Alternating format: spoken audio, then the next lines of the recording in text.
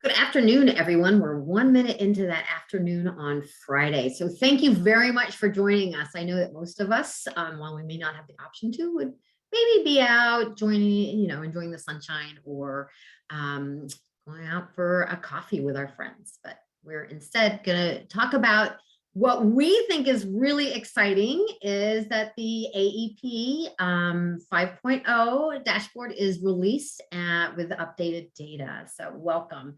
And as we just want to say, we're going to walk through, Jessica, who is our AEP guru, will be walking through the dashboard and noting some of the changes and the differences that have occurred. And we'd like to hold questions. I know everybody has lots of curiosities and questions about this and how it's going to affect your data and maybe what you're seeing. If we can hold those to the end, we have plenty of time built in for questions, and we'd appreciate that. Thank you. Next slide, please. So we are here today, the WestEd team that works on the CAPE dashboard build and professional development associated with that. And that's myself. And then there's Jessica Keach and Ayanna Smith, and you'll hear from each of us today. Next slide, please. We're delighted that Myra Diaz and her colleague Lindsay Williams are here, and I'd just like to pass it over to them. Hi, good afternoon, everyone. Just want to welcome you all to today's webinar presentation. My name is Myra Diaz, and I'm the CAPE program lead with the Chancellor's Office, and my colleague Lindsay Williams and myself work collaboratively to support the statewide adult education programs. And in today's presentation, you will get to hear about the adult education pipeline, which has now gone live. So I will pass it over to Blair and Jessica. Thank you. I think it's Ayanna, you're up on deck. Yes, so just a quick overview of today's objectives. So the goals today are to review the changes implemented on the adult education pipeline. Specifically, we're going to highlight some new metrics and features, key metric changes, as well as improved user experience features. Thank you. So we're just going to level set. I think most everyone on here will know this, but we always like to go back and review, like, what is the purpose of the adult education pipeline? And it's really there, improving education and informing practice, and with the ultimate goal of economic mobility for adult learners. And that is along an educational or a career or work pathway. But in order to do this, we look at the learner journey and the program data across the multiple years, as well as the multiple audiences that might use the dashboard. And for us, we really are looking at administrators, consortium program administrators, instructors, and legislators. But we also know that other people will take a look at this because the data is open and available to researchers and the general public, which is really a wonderful gift that we give them to help people understand what adult education is all about. And as we all know, we're in the throes of 3-year planning that the board is used a lot for program planning, as well as to track progress, not just on your annual plans and your updates. It's also about what's going on in your program. We think those are all really important, but we also think that one of the best things that the adult education pipeline data does is to prompt questions and then answer those questions in one way or another. But really, we believe that it's to help you explore your data and identify things that make you go, or aha, and then go from there. And they are also, we use the dashboard to help people identify where you might be struggling, where you might need some technical assistance, as well as for us to reflect on our own procedures. Next slide, please.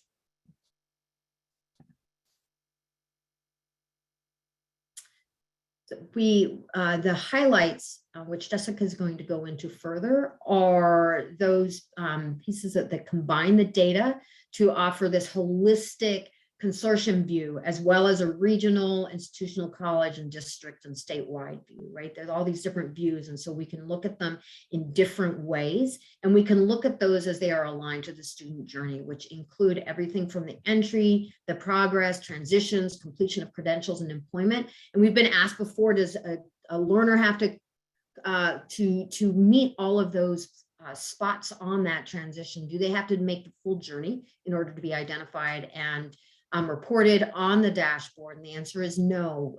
As soon as you submit that data or you begin to enter data in MIS or TOPS Pro, and that is submitted to us, we will register them regardless of how short or long that journey is. It ties together multiple data sets. It's very unique in that way, where we're pulling MIS data, K-12 TOPS Pro data, or TOPS Pro data is actually from anyone who's WIOA 2 funded or is chosen to use that. And then also the EDD wage data. We're really proud that I know that it's people are always wondering about the complexity of it and what it does. Well, it's really the only complete source of college non-credit and K-12 adult education student data and outcomes represented holistically. It is that data source for all of the different institutions and consortia. And we do like to point out that this is not real-time data, that when people are asking us for their data in the instant, this is not the source for that. You will want to look at some of your own other reporting sources. This is really it's a snapshot of where you have been across the years and where you might want to think about going. Next slide, please. As you know, the dashboard is refreshed each year to add another year of data. And as I said, this is once yearly. And again, to reiterate, it provides an over time view of the data as opposed to a real-time view. And the yearly process for update allows for full data sets from CASAS and MIS to be populated, and it accommodates the different reporting structures. For example, the community colleges submit their data, but not to us. But then they get to have it, they get the opportunity to review it, and then they get uploaded passed along to WestEd and ERP to populate the dashboard. Next slide, please. And so why do we do this? It's not only to add more data, but it's also we align to the suite of dashboards on Launchboard. We also receive a lot of feedback from the field. Maybe we've identified a coding error, and then also it's when we look at our definitions, and this is truly about that feedback from the field or in conversations with our partners and stakeholders, that we a change or that we need to make a definition more precise. So we are continuously not just updating the data, we are continuously reviewing the work based on feedback from the field stakeholders and our own processes as systems change to update and reflect that in the dashboard. And now I know that I get the lead in and people kind of can sleep through this part, so you know, and I'm going to hand it over to Jessica, who will really talk about the exciting new features and views of the dashboard. Great, thank you, Blair. I'm going to start by walking us through some of the new features in AEP 5.0. That's kind of what we refer to it as, the new version of the dashboard that is live right now. So if you go to the next slide, our top 5 institution charts. So previously you were able to view the top 5 institutions based on the % of students who are meeting that outcome. Users are now going to have the ability to toggle between number and % of learners for the top 5 institution charts. This is going to help you identify institutions that you may want to reach out to or collaborate with to emulate promising practices. Next slide, please. Okay, so the program type drill down, this is a feature you're already likely familiar with, but we've added this option to additional metrics. So as you've seen, this feature allows you to disaggregate by ABE, ASE, ESL, and CTE, depending on the metric. Next slide, please. Okay, so now I'm going to walk us through some key metric changes that you can expect to see in AEP 5.0. The first one I want to talk about is reportable individuals. So in order to align reportable individuals with the California Adult Education Program, the 1 hour threshold used in the calculation has been restricted to 1 hour in a CAPE program area course. So you can see the highlighted changes in the definition at the bottom of the screen appear in blue. So I'm going to go ahead and just read that definition aloud. So the number of learners who have 1 or more hours of instruction or positive attendance hours across all enrollments in an adult education program and or who receive services at a K-12 adult school or non-credit services at a community college. So previously, any non-credit enrollment was included, excluding supervised tutoring and study skills taught codes. And additionally, that asterisk you can see with non-credit services. Previously, credit-only students who had received non-credit services were being included in this metric, and that will no longer be the case. So if you go to the next slide, we can talk about what this looks like and what this change means in the data. So you're going to see a more accurate reflection of non-credit community college CAPE students. This is going to result in a reduction of reportable individuals for non-credit community colleges across institutions and across years. Reportable individuals will also count all learners who receive some kind of service provided through an adult education program, except students that only had credit enrollments. So this results in a reduction of reportable individuals for specific non-credit community college institutions that previously observed inflated counts. And finally, you're going to see a reduction in the number of students with barriers to employment across metrics because reportable individuals is the denominator for those metrics. Next slide, please.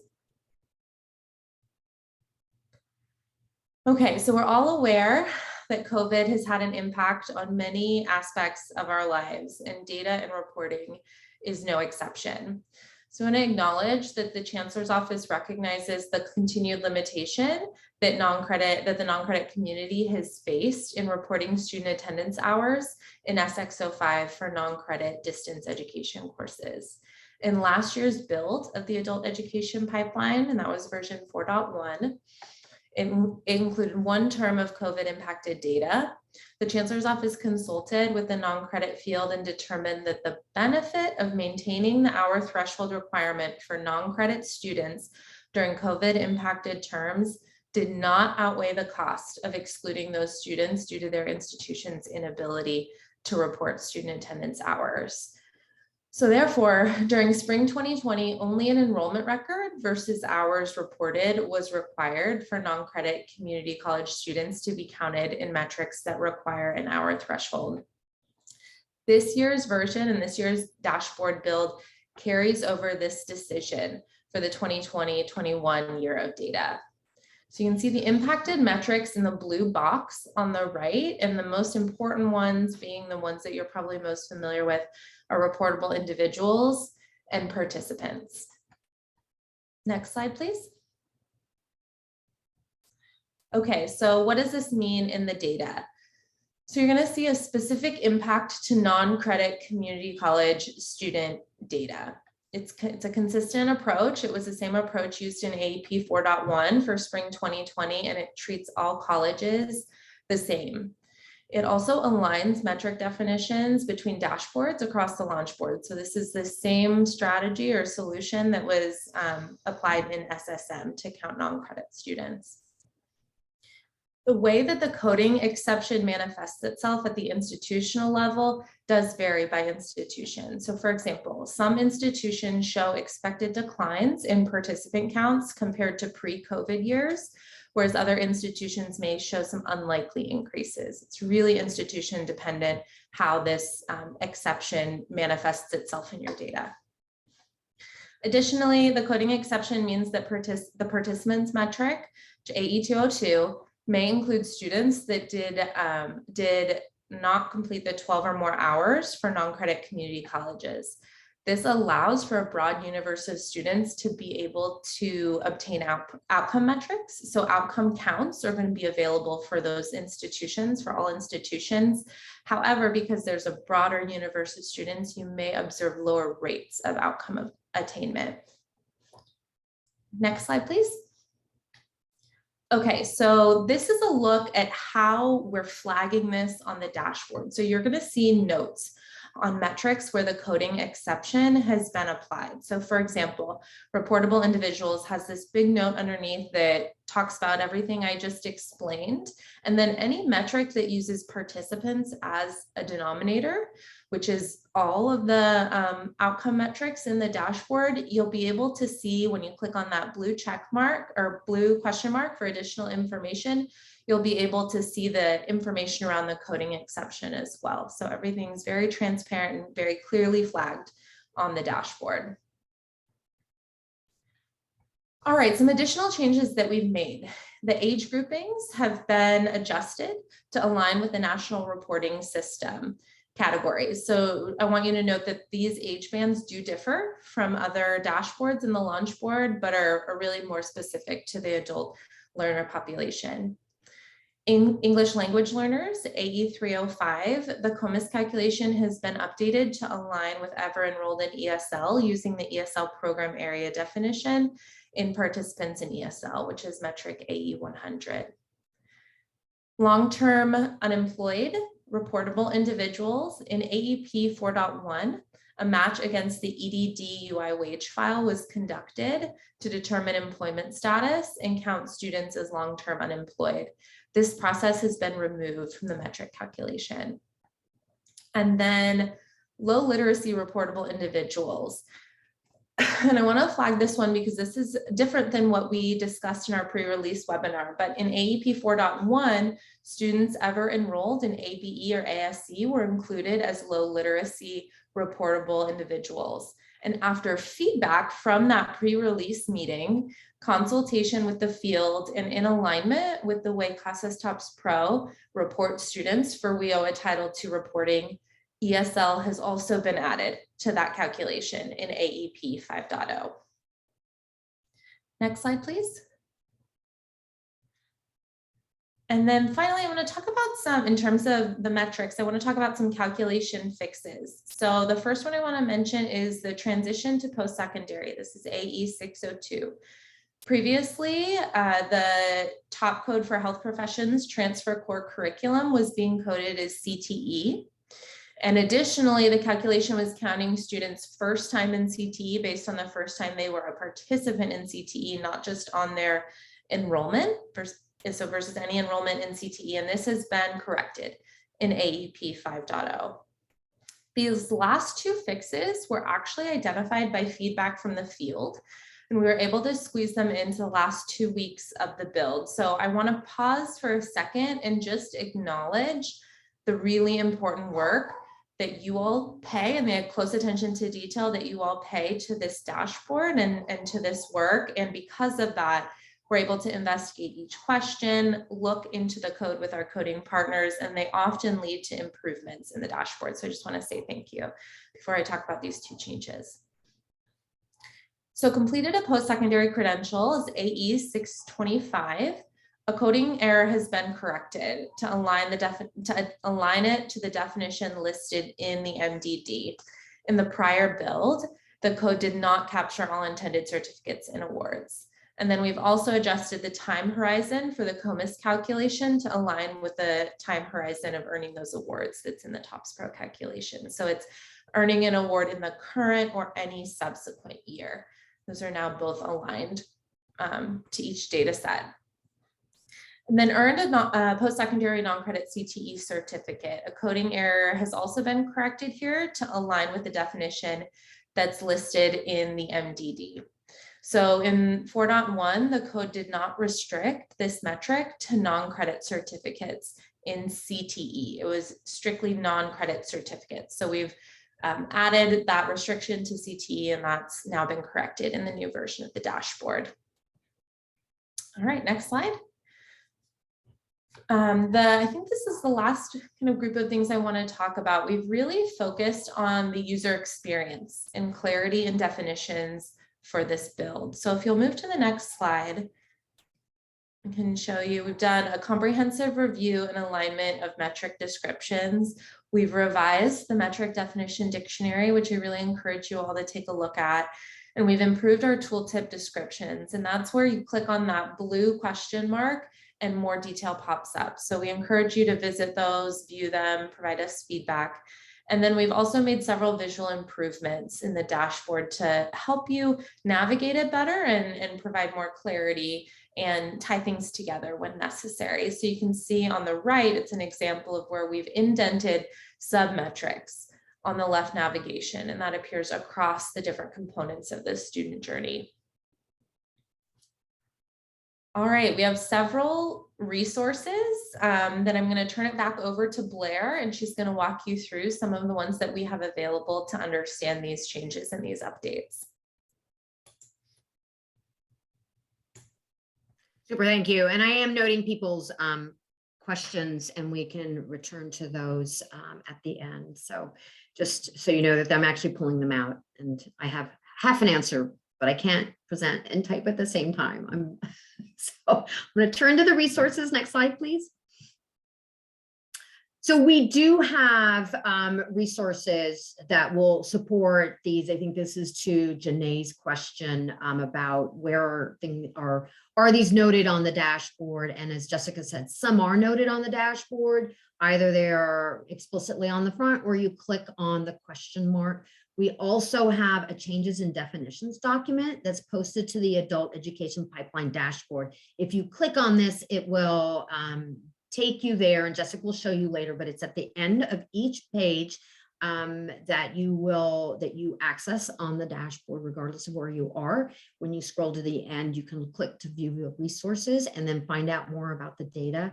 You will see that it's updated for the changes in definitions for April 2022. And that's where you'll find all of this information that Jessica is providing is posted there in a document that you can refer to.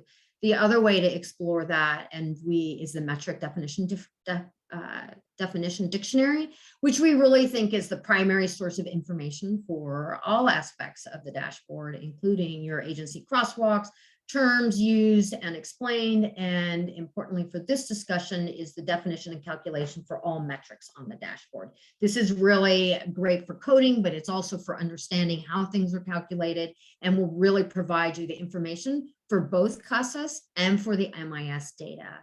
It allows you a view into how the metrics are understood, how they're comparable and made as equitable as possible when you're setting two systems together, and then gives you instructions on how you will want to code to ensure that your data is included on the dashboard. And as I said, that's all. If you scroll to the bottom of the page, you'll be able to find that on every page there is. Next slide, please. So just quickly as a summation, and I forgot to say, we also have a coding guide and other resources to talk to you. There's several series of infographics that we'll talk about, the CASAS versus TE and CASAS versus MIS data, how it shows up on the launch board. We have those resources in the adult education resource library, and there's some really long ones. If you don't want to dig through those, we do have some summative infographics, and just you might want to explore that resource library. So on to just a summation of what the changes will look like on the AEP dashboard before Jessica goes into a walkthrough on those. Is the changes are implemented as for all years shown, right? So when we ask, are these just for 2021? Nope, they're retroactively applied. You'll see those updated numbers, the new displays, and some of those new metrics, as well as the additional information on those question marks. We're continually trying to make the board, the dashboard as transparent as possible, and that's where you can find a lot of the information, particularly if you're curious about what the numerator or the denominator is, what's a lagging metric, how is it calculated. That information is oftentimes included in the question mark, right? The question mark is used because if there's that much information displayed by one metric, it loses some of the other relevant information. Next slide, please. And as usual, we are always encouraging you to use your data for planning, use it to ask questions, identify trends, identify gaps, set goals. And then also, as we've added those the top fives or that comparison feature, you can use it to identify thought partners, so other institutions who are either like you or different from you, who are seeing the same trends or are showing trends, upward trends or strong outcome trends that you are also interested in, that you can reach out to them as well. So we'll now go into the questions and the discussion. And I wanted to first address Steve's question when he had asked, who do we refer to when we talk about the field, and getting feedback from them. Steve, we get that from all sorts of different ways. One is very much on the webinars when people ask us questions or provide us feedback. For example, Jessica noted that when we did our pre-launch, people who joined that webinar had some questions, and then we had a discussion about the way numbers were being identified and compared between institutions and consortia and different data sets. And so we took that feedback and were able to refine some of the calculations. We do that also via TA requests and questions that are passed along to us via SCOE TAP. There are also, when we do one-on-one TA calls with consortium or institution directors through other conversations with people. We also we had asked if people wanted to participate in a review of the dashboard when it was in the staging stage prior to release. And so we had a group of 10 people who provided feedback on the dashboard in that way. So it comes, Steve, when we talk about feedback from the field, it comes in a lot of different ways. And people can also contact us directly to ask questions and also give insights and make suggestions about what they would like to see on the dashboard. Great. Okay, so I think we're going to go do questions and discussion right now. I know there's been several questions in the chat. Blair, do you want to just kind of read those out to me, or do you want me to go through and read them? How do you want to do that? Yep, I have them right here. And the first one I think is, I'm not sure we'll be able to answer your question, Dana. Possibly, I think it's more the update of data from the into NOVA. So she was saying that some of the figures for consortium are already populated in a 3-year plan, which don't match what is in Launchboard. Is this due to the update, and will that data be updated into the NOVA site? Yeah, so my understanding of the data in NOVA is that it will be updated, but I would definitely defer to SCOE TAP on that in terms of what's going to be appearing in NOVA. But we're working right now to get the data that is from AEP 5.1 to product ops, who will be updating NOVA.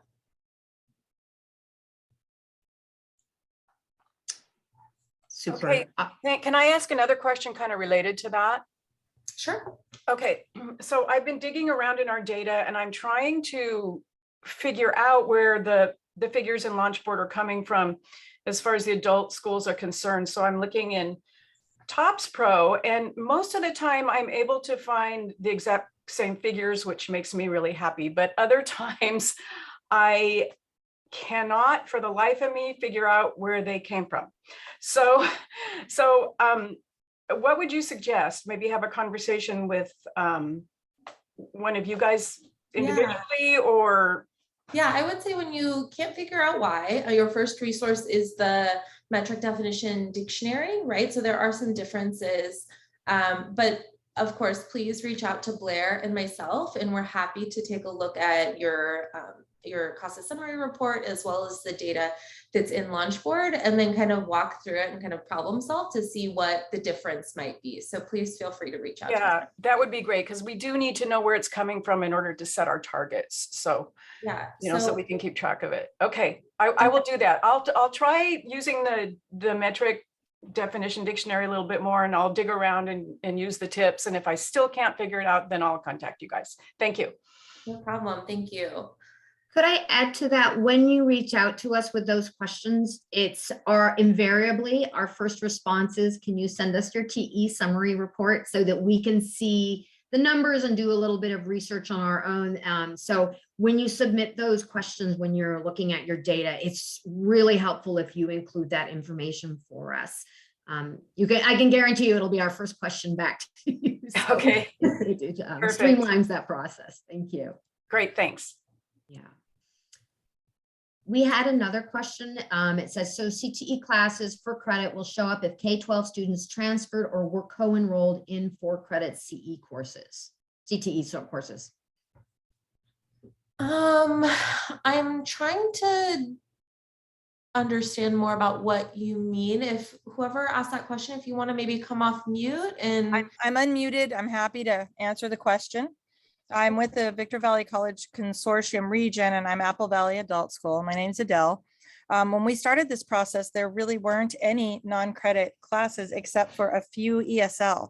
And if students didn't fall into that need, there wasn't a lot to refer them to. So we kind of did a lot of referring to CTE courses because, of course, that would help us with a WIOA metric, getting them employed.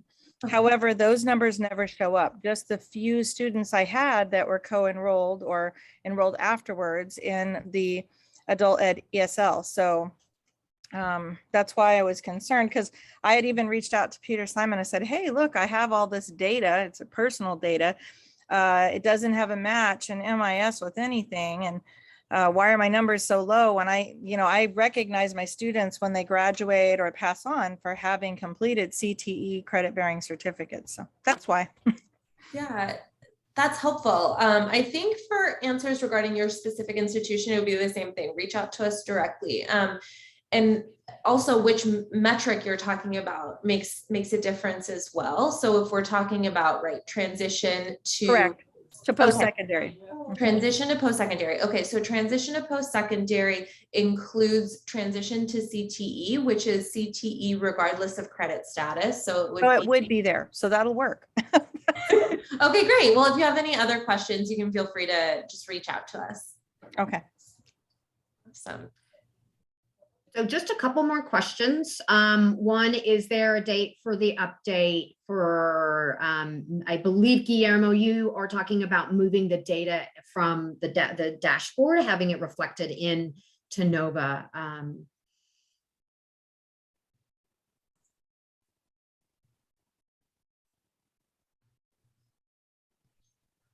And that would be either apologize, I don't mean to deflect, but it is would be probably SCOE TAP or the Chancellor's office. I know they've been working really hard on getting some bugaboos out of there. So I don't know if somebody would like to respond. I can check on that. Yeah, I wanted to follow up my own question there. Yes, we realized the data was inflated and we notify CAPE that it was inflated because we have other metrics to identify data. So when we projected our numbers going forward, they're different. They're quite different. But we also wrote in the very beginning, because it's the only place you can write anything, to indicate these numbers are inflated. And we also stated what metrics we would use to identify our data going forward. So if you change it, it would then behoove us to remove that statement, because then it would be in line. So it is important to know if you're going to make that change and it's going to be made in the 3-year plan, we sort of need to know this because I'm the one entering, the narrative.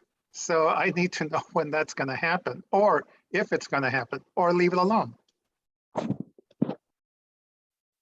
I think in regards to that specific question, and thank you for your question, we can go back and follow up specifically with product ops to see what is going to be incorporated. I know that we're, as we speak, in the middle of those updates, and so communication should be coming out, soon, hopefully.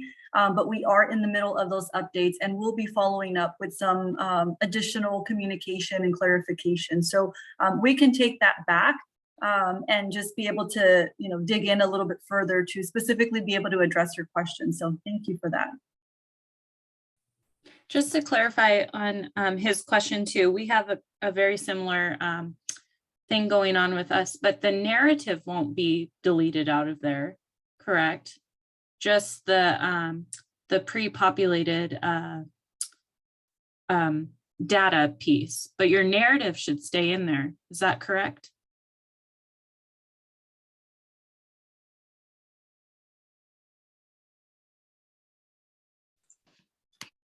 Not sure if you're asking me. No, the narrative we wrote in there, and it'll stay in there so long as those numbers are inflated. But if they're realigned to the correct numbers, well, we ourselves, I mean, I can go back in and remove it, so it's so I don't have to say that it's inflated, because then it'll be correct. But if it stays that way, yeah, I'm not going to remove that statement. And from the Cape Tap office, I can speak to when NOVA is updated, just like with the governance section and the CFAD, many consortia had already inputted all of their data. Then on the back end, the governance section was added.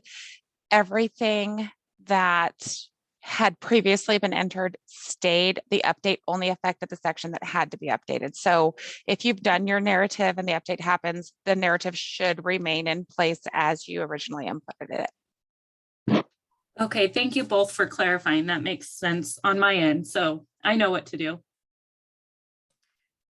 I'm also thinking that, you know, when you're thinking about the numbers are populated into NOVA from the dashboard. If you wanted to like take a look at what's going on with your numbers, it might be interesting. I don't know precisely how they will be imported into NOVA, but they should be the same, since that's what we are used to populate. So it could give you a preview as to what's going to be in NOVA.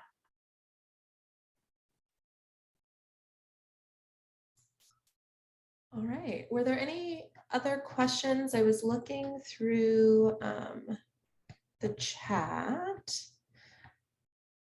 specifically for the dashboard release. There was a question, can you clarify if the definitions for student enrollment and student participant counts continues to be the same as we are definitions, specifically as participant, still a student with 12 or more hours of attendance? So the definition remains. The coding exception applies only to COVID impacted terms, which is spring 2020 and then the 2020-21 year. So this isn't a permanent solution. It's not a definitional change. It's specifically applied to a period of time. Anything outside of that period of time does not apply the coding exception. And I also saw there was a question around completing what I was saying about the transition to post-secondary. I put that definition in the chat, so you can view that. It's also AE 602 in the metric definition dictionary. So transition to post-secondary is among participants in ESL, ABE, and ASC, those who transition to post-secondary by enrolling in either a K-12 adult education or community college CTE course, which is regardless of credit status, or a non-developmental credit college course for the first time at any institution within the same or subsequent year. And then the college CTE is non-credit and credit. That's correct. And to be clear, the participant exception does not apply to K-12 data. That's correct. The challenges for reporting were specific to non-credit community college institutions. So the coding exception does not apply to the K-12 data, only to non-credit data. And we've made sure to put those notes right there on the dashboard. So hopefully your users will be able to read that. And it says what I've explained, but that's a good point. So be careful when interpreting that data, as there's different coding exceptions applied. So just to add a little bit to that conversation, if you're looking at data and you have that asterisk and you really can't compare, does it make sense to even show the data at the risk of creating confusion? Because you're not really looking at true data the way we've been looking at the previous year. So really in terms of trend data or any kind of planning data, you don't want to even look at that data because it is skewed. Yeah, so just from my personal perspective, research perspective, data always has caveats. And so just because there is that caveat, I wouldn't say we shouldn't look, right? So regardless of any of the coding exceptions that have been applied across the board at the statewide level, we've seen drastic declines in enrollment for our adult education providers or our adult education students. And so I think it's really important that we do look to see how, regardless of what coding exception has been applied, it's important to look to see what strategies we as a system and as consortiums can employ to really engage some of those lost adult learners. But I definitely hear what you're saying. Your point is well taken. And that's why we've really tried to make sure to be clear in all of the documentation and on every visualization to include that note.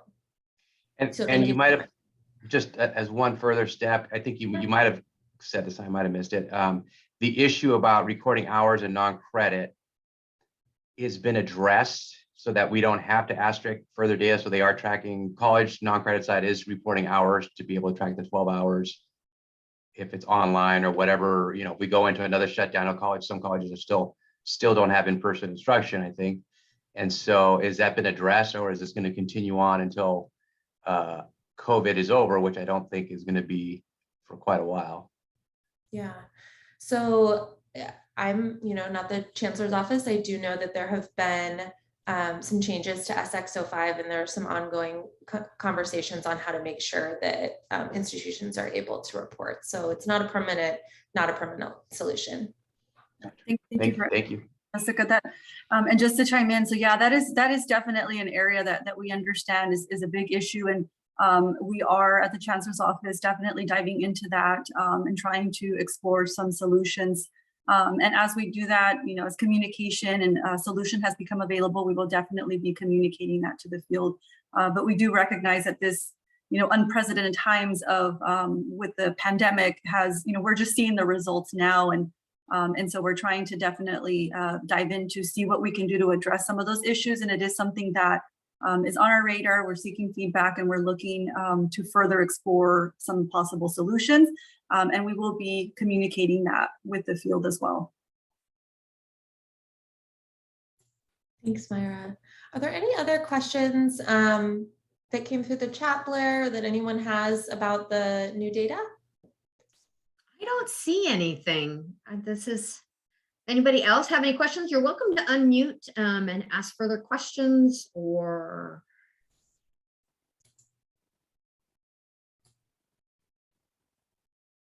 And I have to apologize. I had the wrong, Jessica's not going to do a walkthrough. You all know the AEP dashboard. That is for one of our overviews, and this is not the overview. So you all do not have to sit through us showing you how to use the dashboard, which is clearly something you all already know since you're asking such good and precise questions. So my apologies.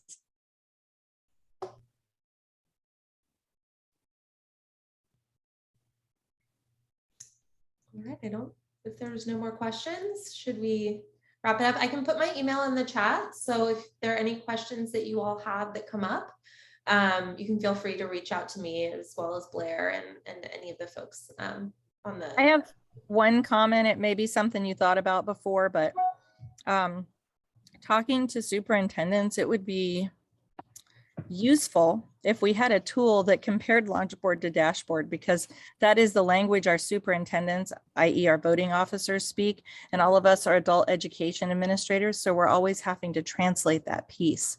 I'm just saying it might be useful, probably not that difficult to do, but it's something we each do, probably don't even think about it, but it would be useful to say, this is what you compare as a K-12, and this is what you compare as a K-12 adult ed. Just food for thought. Since nobody else is talking, I'm putting it out there. Are you referring to the California data dashboard for? Oh, absolutely. Because that's what superintendents, they have to live and breathe by, and they look at mine and they're like, Chinese. Okay, so well, seriously. Thank you so much for that feedback. That's really helpful. No problem.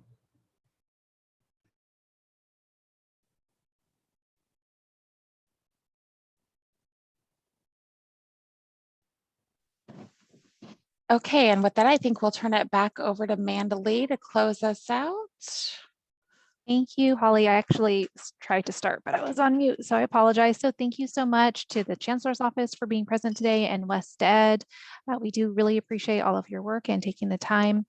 Attendees, thank you for coming and asking very targeted question. It does help improve all of our work.